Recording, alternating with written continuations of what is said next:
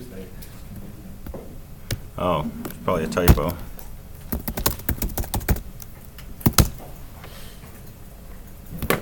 Let's see.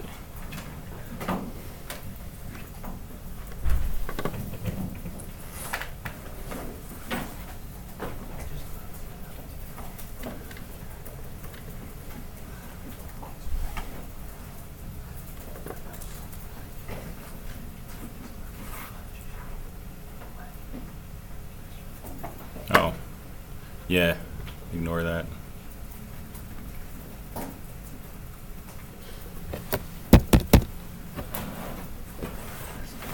Yeah, it's due the 16th. All right, so ODP 411. So again, you're writing a function. Okay, instead of a main program, you're going to write and assess a function. And your function should be called parse. And parse accepts a string, okay, a character pointer, and it returns an integer. Doesn't do any input or output, okay, meaning there's no fgets, there's no printfs, things like that. Okay, it accepts a command, argument as its parameter, which is a pointer to a character, and it returns an int. And basically, with the argument that it takes, it should run through scanf, try to convert it to an integer using %d. Okay, if it converts it to an integer and that integer is either 1, 2, or 3, just return that integer as the function value. Any other case, return the value -1. That's an error indicator. So if you call parse and you pass it ha, it should return a -1. If you pass it the string 2, it should return a 2. If you pass it the string 4, it should return a -1 because that's outside the range 1 to 3. If you pass it an empty string, it should return a -1. Okay, but you only required to do the error checking that scanf does. So for example, with scanf, if you use a %d and you give it an argument like 2.5, it'll convert that to the integer 2, and it'll say success. It'll return a function value of 1. You get to do the same thing. Okay, you don't have to pick up the fact that there's a period here and this looks like a decimal number, and so I'm going to give an error. Don't worry about that. If scanf picks up an integer, it's an integer. Okay, same thing if they have 2, comma, ha. Scanf will say, yep, that's an integer. It'll return a 2. It'll give you a function value of 1. You can go ahead and run with that. So you don't have to do error checking yourself. You get to use scanf to do the error checking for you. Run it through a %d. If it returns a value of exactly 1, it found an integer. And the value will be in whatever variable you pass the address of. If it returns anything other than 1, there's an error.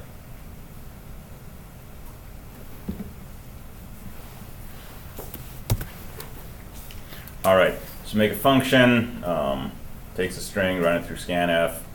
If it does not parse as an integer, or if the integer is out of range, return -1, otherwise 1, 2, or 3. And this can be used inside PA2, right? Because you've got a section of your code where you're asking how many sticks do you want to pick, and you're just going to type something in, you're doing an fgets, they'll type in a response, hit enter, and what do you have to do? You got to try to convert it to an integer. If it's not an integer or it's out of range, you got to print a message and try again. Otherwise, you want to use that integer and subtract it from your pile, right? So this function does all of that for you. So you can just say, well, parse is equal to -1, print an error message, get a string, go back, and when you're done, whatever parse returns is the number of sticks.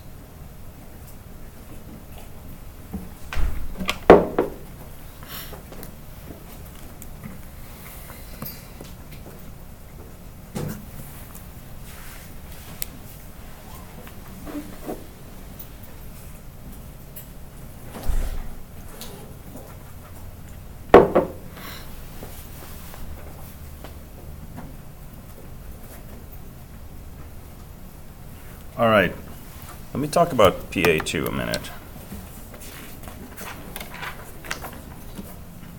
I want to show you a bit of a pseudocode flowchart for the beginning of PA2. And you don't need to write this down. In fact, I don't want you to use this flowchart that I'm going to write here, but I want you to think about, could you make such a flowchart yourself for the beginning of PA2? So PA2, when we run it, you've got two options. You can just say PA2 followed by however many sticks you want to play with the game. And it should play with 100 sticks in this case. Or you can say PA2 30 and it'll play with 30 sticks. Okay? Or you can simply say PA2 and the program will say how many sticks do you want to play with, and you type in your number, whatever it is. Okay, so how do we know which of these situations we're in? How do we know if the person typed something after PA2 or they just said PA2? argc. So in this first case, argc is going to be equal to 2. In the second case, argc is going to be equal to 1. If argc is equal to 2, this argument is which element of argv? It's argv1. Okay? That's a little weird, right? 2 arguments, argc is 2, the last argument is argv1, because we start arrays at 0. You'll get used to it, right? Most languages start from 0 in array indexing. So that's always 1 less than the length of the array. If argc is equal to 1, we have no reason to look at argv1. Right? In fact, we do not want to look at argv1 because if we do, we'll probably segfault. Just like over here, we got no reason to look at argv bracket 2. Good chance it'll throw a segfault.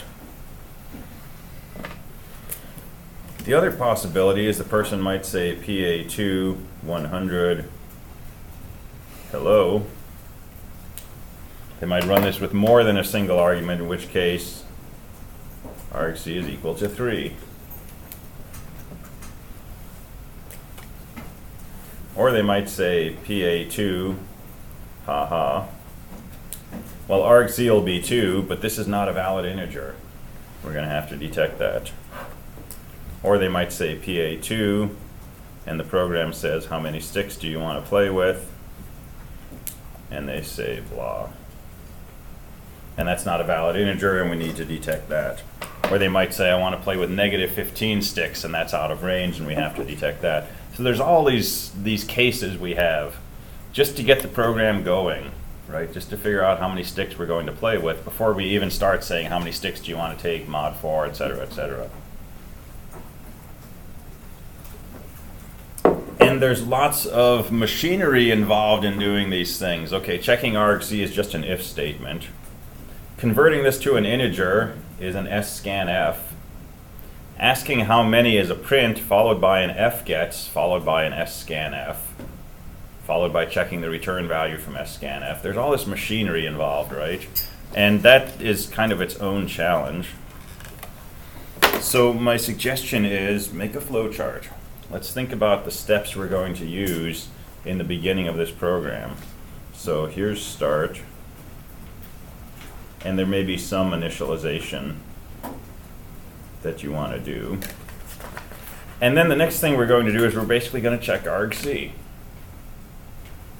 You don't have to do that. You could do this different ways, but let's start with this. Let's say is argc equal to 2.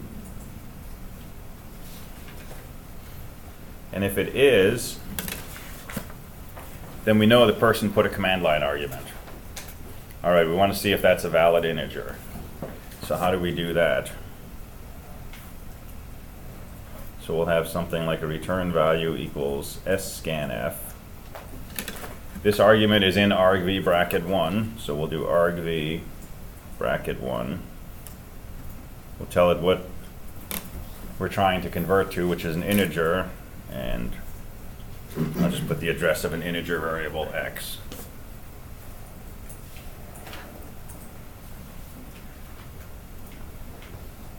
All right, how do we tell if this succeeded in converting into an integer? If r equals 1. So if r is not equal to 1, they gave us an argument, but it wasn't an integer. That's an error. And we'll say goodbye. And we'll go to where we exit from this. We can call exit. We can go to return or whatever. But we're basically done at that point. Okay, but if r is equal to 1, then we know that x is the number of sticks, right? So what do we have to do next? Is x, and I think I said it could be any positive number. Is that correct? Is x bigger than 0? If no, they tried to play with negative sticks. That's an error. For the program, is it 0 or 10? I don't remember. Okay. Somebody remember? Thought it was 10. Is it 10? Okay, so let's say if x is bigger than or equal to 10. But whatever you're checking for, right? If it is, then play with x sticks. To go on to whatever you're going to do in your main code. Okay, this is all if argc is equal to 2. This is all inside some sort of if statement. If argc is not 2, well, there's still a pair of possibilities. Argc could be 1, or it could be something other than 1. So let's see if argc is equal to 1. And if it's not, that's an error. So print an error message and get out of here. If argc is equal to 1, then we want to ask how many sticks. And how do we read a line of input from the user? fgets first. So call fgets to read a line of input, store that input in some string, some character array. And then do an scanf on that character array. Save your result. And then is r equal to 1, and so on, and all of this stuff has to come in down here now. So if r is not 1, it's an error. If r is 1, see if the value is within range, and if it's not within range, it's an error. Otherwise, go ahead and play with that many sticks. And now these two branches can come together. Okay, fairly complex looking, right? Lots of if statements. We got some fgets, we got argv's in there, we got argc's, all kinds of stuff, right? Figuring this out on paper is a whole lot easier than figuring it out in code. Okay, it's not terribly deep what's going on in here, right? Because we're only following one path in any case, but there's a lot of different cases. And if you're writing a bunch of if statements and scanfs and fgets and things like that, and your code's not working, and you're staring at all of this C code trying to figure out if it makes sense, right? You're sort of battling on two different fronts. You're trying to understand the algorithm, you're trying to understand the C code. Here, all we're working with is the algorithm, right?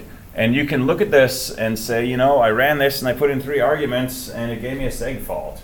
Why? Well, you can go through and say, what happens if I have 3 arguments? Well, this is a no, and this is a no, and so it should go over here, right? But maybe I checked something wrong in here, and right. So this is where you want to do your debugging of the algorithm. Once you absolutely understand your flow chart, right?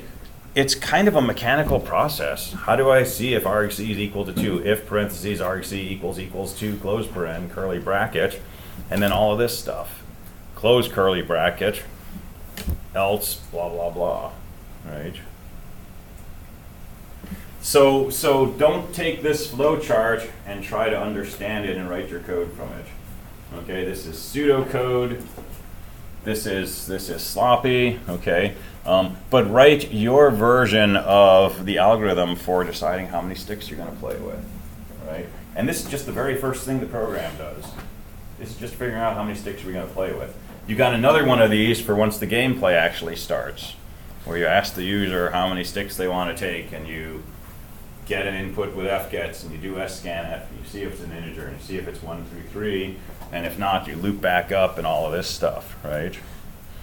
But unless you're used to thinking of this stuff in your head as you're writing code, right?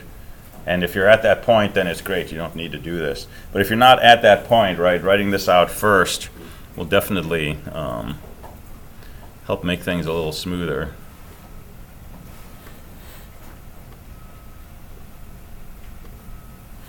Does that make sense? Okay.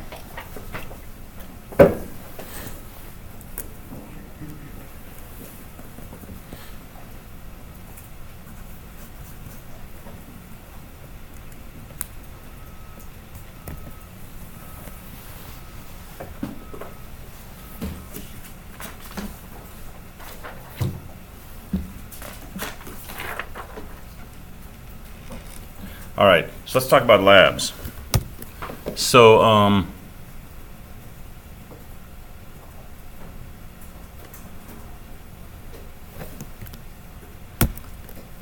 so I posted lab 2.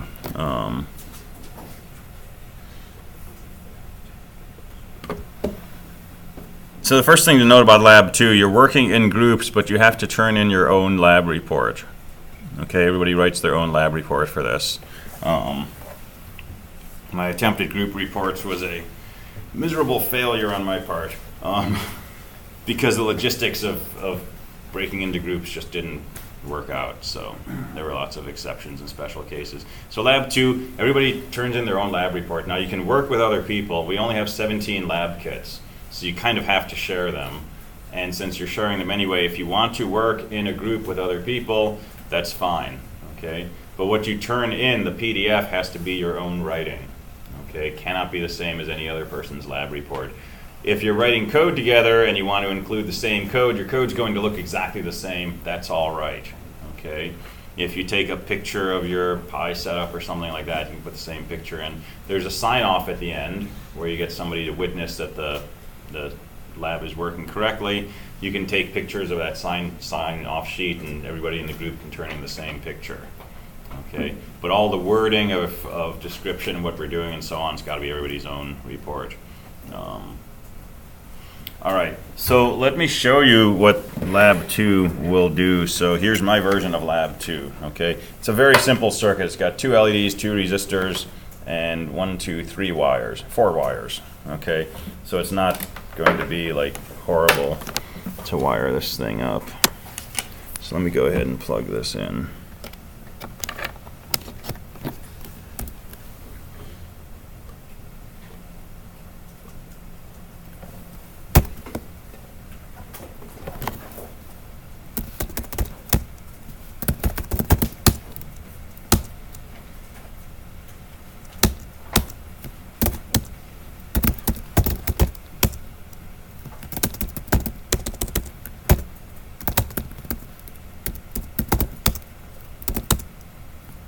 All right, so lab 2, you're going to write a shell script. Okay, it's just going to be bash. And here's what it's going to do. It's going to print out a math question, 8 plus 5 equals. And you're going to type in the answer. So I think that's 13. And if you get the answer right, the green LED will light up saying you got the answer right. All right, and so 4 plus 2 equals, and if you get the answer wrong, then the red LED lights up. There's my red one, so I got that wrong.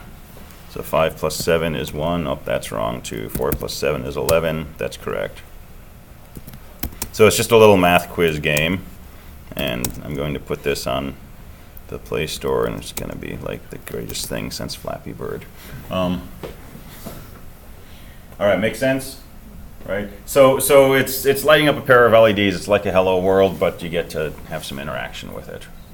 So it just prints out random questions, and if you put in the right answer, green LED comes on, otherwise the red one. Make sense? All right. So let's talk about details.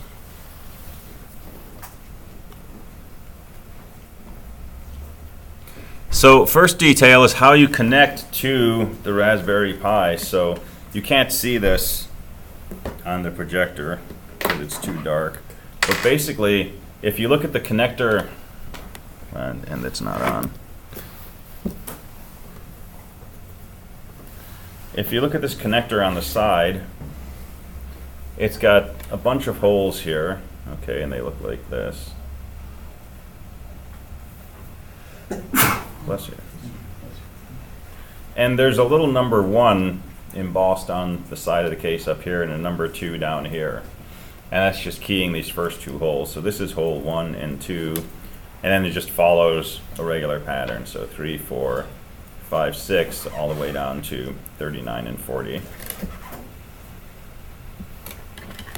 And so the meaning of those holes is given in this table in the lab. So this is hole 1, 2, 3, 4, 5, 6, and then down here is 39 and 40. And most of these are labeled GPIO something. So this says GPIO 4. That's a general purpose IO. Okay. GPIOs are places where you can either set the voltage to 0 or 5 volts under software control, or you can say, tell me what the voltage is that's being applied to this pin. And you can read an input value that way. So we're mostly going to work with the GPIOs. There's also power connections. So there's a ground connection here on pin 20. There's another ground on pin 16 and 14. And up here on pin 6, there's lots of ground points. There's some 5 volt points. There's some 3.3 volt points. And then there's all these special purpose things. For example, this line is labeled PWM0. So we can do pulse width modulation out to this pin. We're not going to do that in here. We're just going to do write voltages, read voltages. Okay. So let me annotate 3 of these in particular. So GPIO 4 is pin 16. GPIO 5, where the arrow is pointing, is pin 18. And ground is pin 20.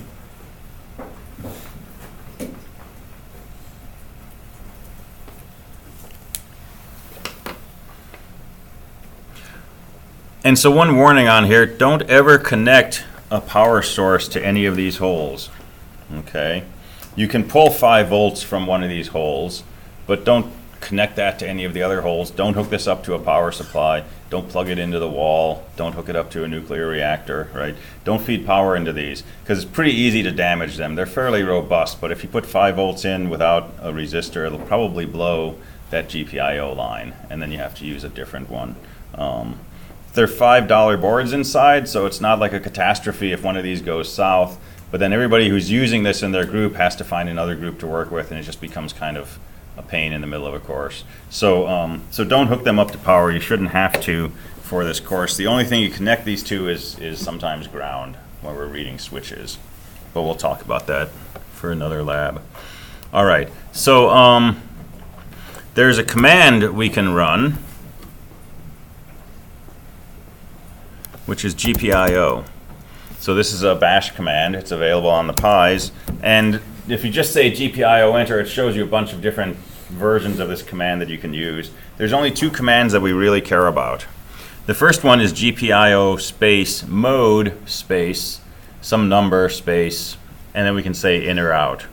And this says GPIO number N, we want it to be an input or an output. We're going to make all of these outputs because we're going to connect these to LEDs. We're going to send voltages out of these GPIO lines. So you're going to want to say GPIO mode 4 out. That'll set GPIO 4 to be an output. And then GPIO mode 5 out will set 5 to be an output. And then we can start sending voltages through pins 16 and 18 and controlling some LEDs. Okay, so GPIO mode is one command. You do that once to set these things up as outputs. This is like setting tris A in 270. Sorry, I said it. And then GPIO write actually writes a value. So we can specify the GPIO number 4 or 5, and the value we want to write is 0 or 1. 0 writes 0 volts, 1 writes 5 volts. And that's all you really need to be able to interact with these LEDs. So let's draw a circuit diagram. So GPIO 14 is going to go through a 1K resistor. It's going to go through an LED. And the other end of that LED goes to ground, which is pin 20. GPIO 5, pin 18, goes through another 1K ohm resistor, goes through an LED, and the other end connects to ground. There's your whole circuit. Okay, so the circuit won't take you long to wire up. And then once we've done this, we should be able to control these LEDs using some bash commands. So I can say GPIO mode 4 out, GPIO mode 5 out.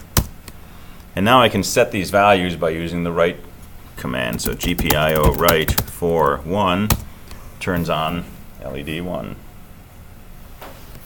GPIO write 5 0 will send a 0 to the green LED. That turns it off. I can turn off the first one. I can turn on the second one, and so on. And these GPIO commands, you can put them in scripts.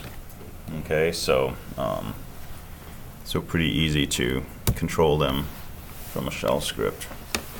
All right, so experiment 1 is what we just did just now, right? Hook up those wires, pin 16, 18, and 20, go like this.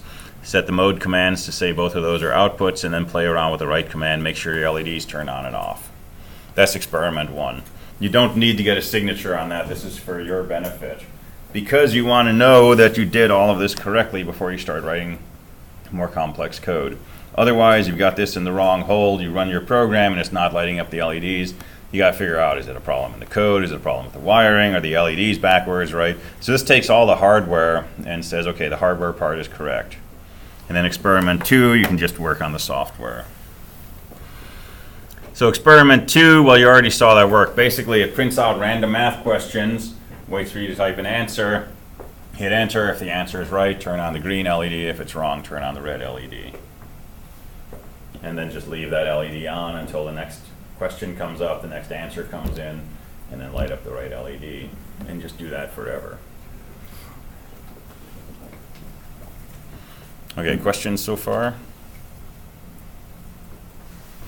All right, so how do you generate a random math problem? There's a variable $random,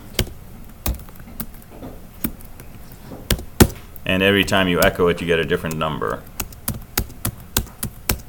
So it's going to give you a positive number from 0 to 32767, I believe.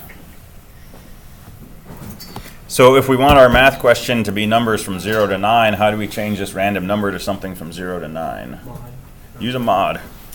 So echo $paren random mod 10, and now we've got random numbers from 0 to 10.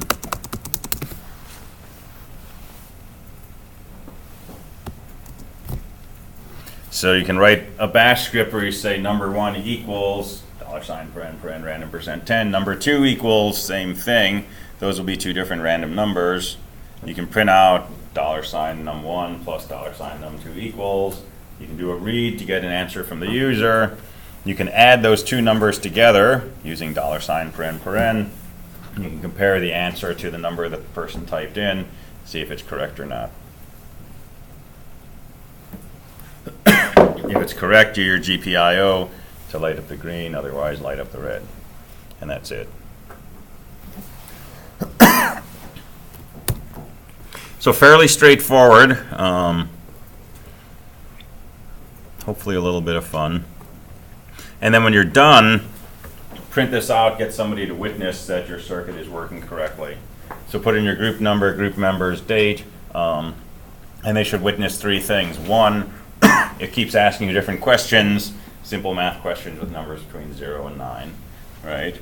So they see that, they can initial it. If the answer is right, it's green. If it's wrong, it lights up red. Show them an example of each. They can try it if they want. Just get them to sign or initial next to witness and put this into your lab report. Make sense? All right.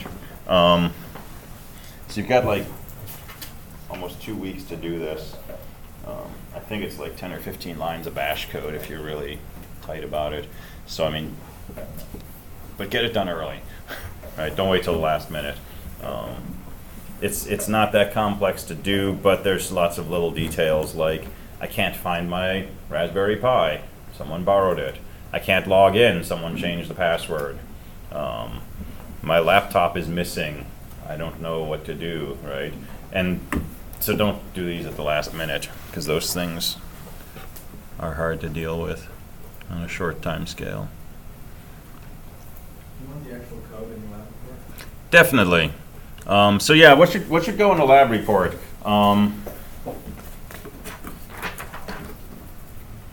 So I'm not going as formal as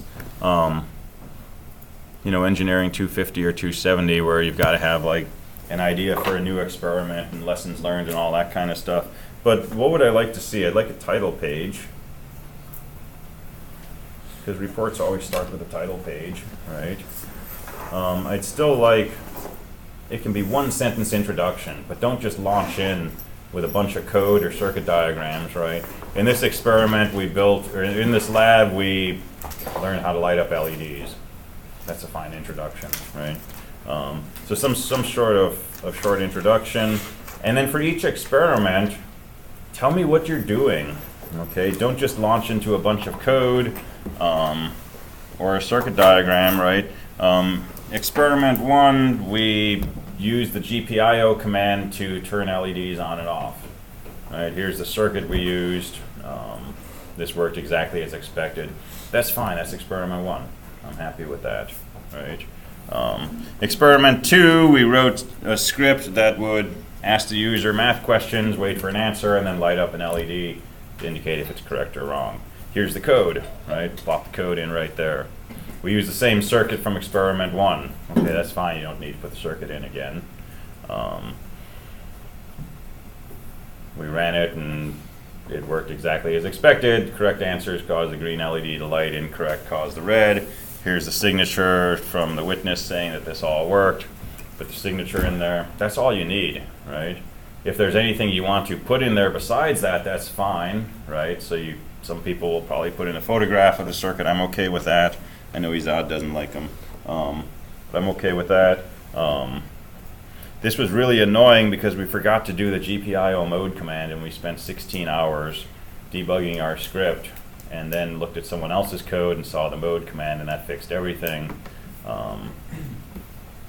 You spent 16 hours on it, go ahead and put it in your report, right? So you can put in whatever you want, but I definitely want enough so that if you hand this to somebody, they can reproduce your work, right? So you gotta have your code, you gotta have your circuit.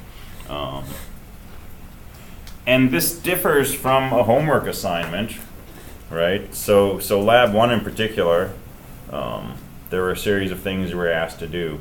One of them was use the top command and determine how many processes, how many tasks are running on the system. And so I got some things like this, 5.12 tasks. Well, if you've never looked at this lab, you've never taken this course, and you pick up this lab report, and you're reading and you see something like 5.12 tasks period, what does that mean to you? Probably not a whole lot, right? Now, one sentence can turn that into a bona fide experiment, right? Next, well, 2 sentences. Next, we were asked to determine how many tasks were running on the system. We used the top command, which reported 12 tasks. Bingo, somebody can read that and they can try to do that themselves and reproduce your results, right? So it doesn't have to be a paragraph or a tome talking about what you've done and what the weather was like and what you ate while you were doing this. Just enough so that somebody knows what you did. Okay. So same drill. If you had 250, 270 with me, goal of a lab report is somebody else can use it to try to reproduce your results. All right. So any questions on lab 2?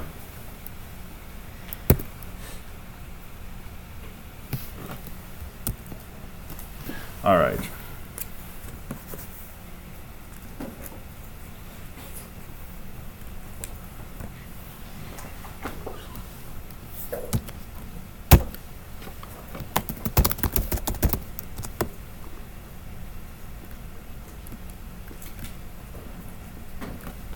So I got word back from IT on the Wi-Fi situation, and the word they used was mess. They said it was basically a big mess. And they blame it on the fact that there are lots of sources of 2.4 gigahertz in the building. So most adapters can operate at either 2.4 or 5 gigahertz now. They claim if you use the 5 gigahertz band, you should be fine. It shouldn't be dropping, it should be solid. So if you have a modern laptop, chances are the adapter will broadcast and receive at 5 gigahertz, but try to find a way to force it to do that. I don't know if there's a separate SID for it, I gotta find out. But they claim if you use 5 gigahertz, it'll be solid. So try that, and if it's still a problem, then we'll escalate further. But they closed my ticket on me with that. So we'll see where that goes. All right, some more Unix. So there's a command who you can use to see who's logged into the system. Okay, and it's got a username, sudo terminal, date and time they logged in, and their IP address that they logged in from. Most of these are 192s. That's going to be Clark's intranet, right? Most intranets are 192. Most home networks are 192, 168. So these are local connections mostly.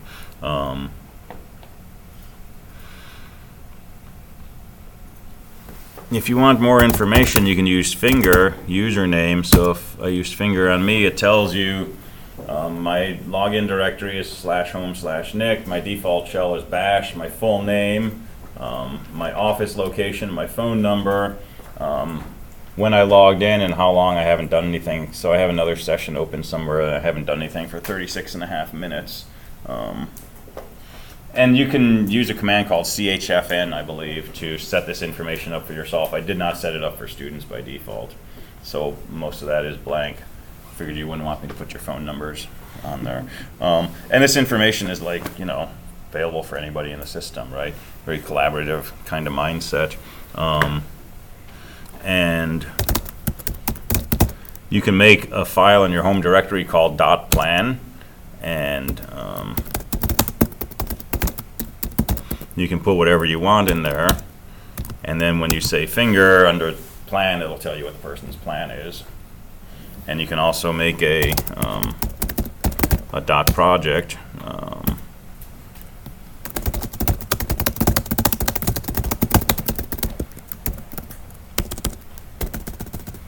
This is one of my friend's favorite projects.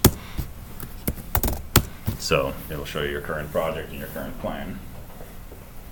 Right? And this is back to the idea where you'd have a team of people working on stuff, and if you were working on a particular project that day, you could put it up there and people would know that, and you could do collaborative stuff accordingly.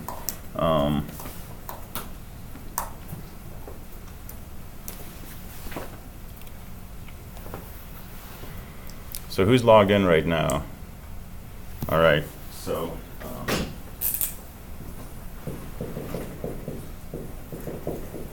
type that command in and hit enter, right space Nick. So you can send messages to each other. And this is really fun if you're in the middle of a VI session, because all of a sudden all this stuff starts coming out.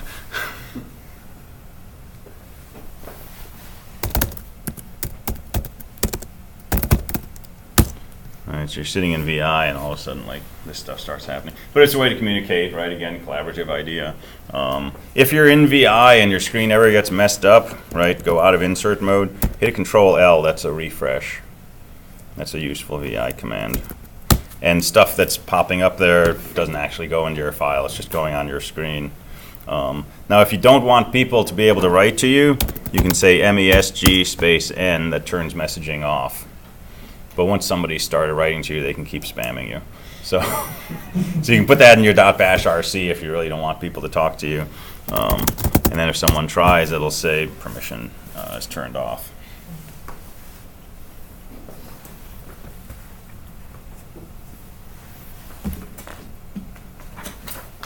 All right, so use that for goodness, not evil.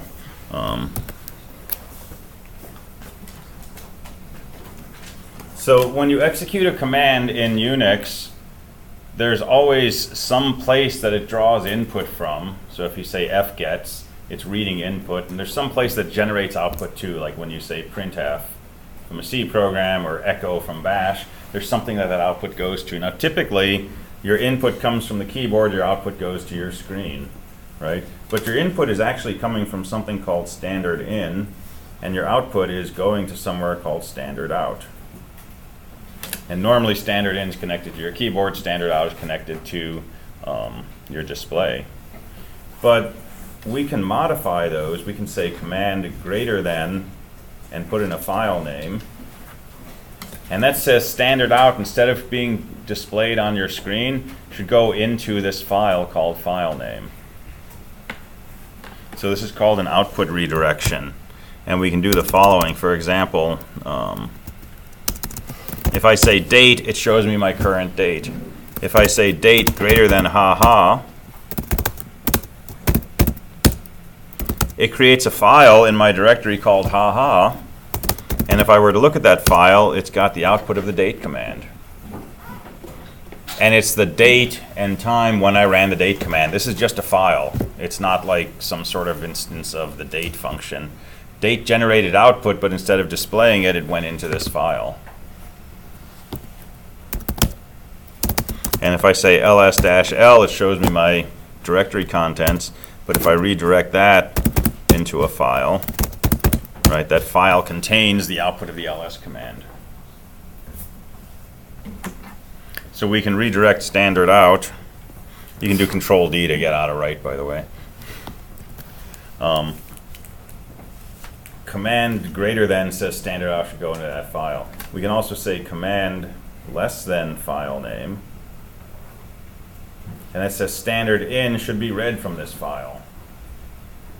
This is nice when you're testing code, because you may have a program that you have to type in 10 lines of input before it gets to some error state.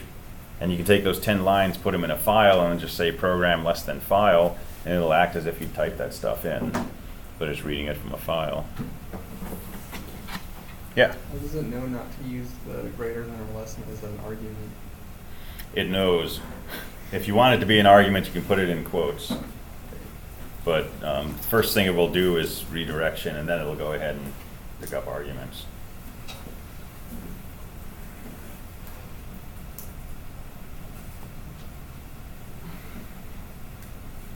All right, the other thing we can do is what's called a pipe. We can type one command, a pipe symbol, vertical bar, and then a second command. And this says basically take standard out of our first command, take standard in of our second command, and connect them through this pipeline. And now everything that command 1 generates as output becomes input to command 2. Okay, so why is this useful? Well, there's a function called disconnected internet.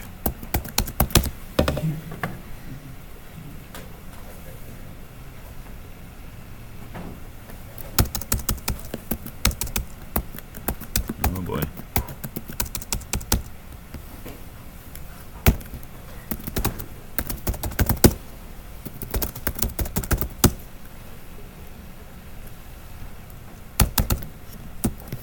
There we go. There's a function called word count, WC, and WC does the following. It reads standard in, and then it tells you how many lines, how many words, and how many characters did it see. So I typed in, this is a test, cool stuff, by 3 lines, 7 words, 30 characters. All right, and there's this command who, which tells me how many people are logged in. If I could count how many lines were on this output, that would tell me how many users are connected to the system. So rather than count those, I can take who, I can say take its output, and instead of displaying it on the screen, use that as input to the word count command. And right now I know 22 people are logged on.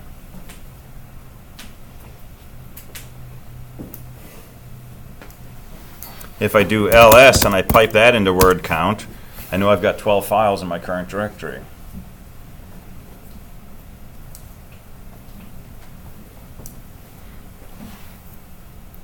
So you can start putting commands together. And that's the real power of being in a Unix environment. I can say date, and I can pipe that into cowsay, and my cow tells me what the date is. Why? Because cowsay normally reads from standard in and then displays that. But instead I said take the date command, generate the output from that, feed that into cowsay. And I could pipe that into write nick, and if I had write permission, it would go ahead and show that on my screen.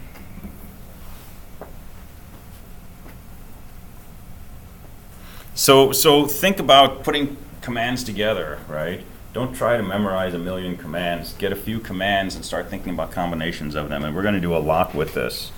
Okay, we'll talk about sorting and searching tomorrow, and we'll start tying that together with some of these things, along with output redirection. And so we'll start seeing how we can use this to do things better. All right, so I will see you next time.